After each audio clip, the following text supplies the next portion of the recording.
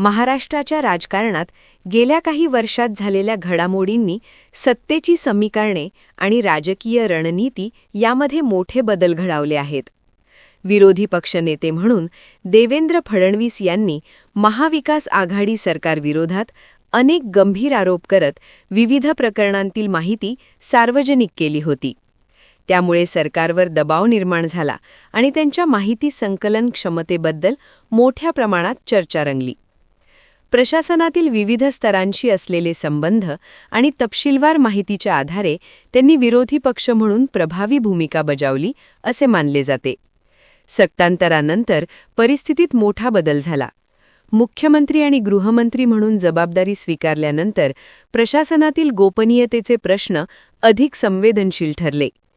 काही call data record CDR सार्वजनिक झाल्याच्या आरोपांमुळे प्रशासनाच्या कार्यपद्धतीवर प्रश्नचिन्ह निर्माण झाले आणि माहिती सुरक्षेच्या मुद्द्यांवर नव्याने चर्चा सुरू झाली.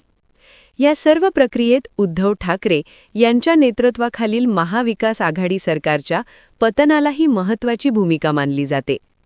शिवसेना, राष्ट्रवादी काँग्रेस आणि काँग्रेस या पक्षांमधील मतभेद आणि त्यानंतरच्या राजकीय घडामोडींनी राज्यातील सत्ता समीकरणे पूर्णपणे बदलून टाकली. या बदलांचा परिणाम प्रशासनाच्या कार्यक्षमतेवर आणि धोरणात्मक निर्णयांवर होत असल्याचे दिसून येते.